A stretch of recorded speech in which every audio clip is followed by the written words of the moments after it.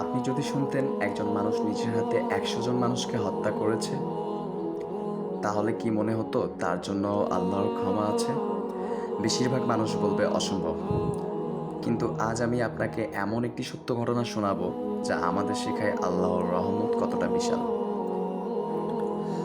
মূল গল্পে আসি। এক ব্যক্তি ছিল, সে একের পর এক মানুষ হত্যা করতে করতে ৯৯ জন মানুষকে হত্যা করে ফেলেছিল। হঠাৎ একদিন তার অন্তরে অনুশোচনা জাগলো। সে ভাবল, আমি কি আর কখনো আল্লাহর কাছে ফিরে যেতে পারবো? উত্তর জানার জন্য সে একজন ইবাদতকারী ব্যক্তির কাছে গেল। সে বলল, আমি ৯৯ জন মানুষকে হত্যা করেছি, আমার কি তাওবার সুযোগ আছে? তখন লোকটি বললেন, না।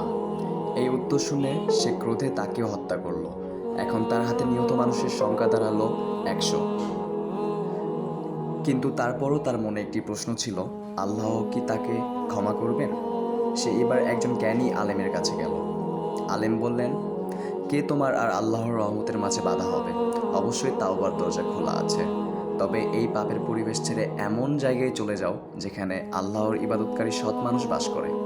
লোকটি সঙ্গে সঙ্গে রওনা দিল, কিন্তু গন্তব্যে পৌঁছানোর আগেই তার মৃত্যু হয়ে গেল। এরপর রহমতের ফেরেশতা ও শাস্তির ফেরেশতাদের মধ্যে আলোচনা শুরু হলো। আল্লাহর নির্দেশে দেখা হলো সে কোন গ্রামের বেশি কাছে ছিল।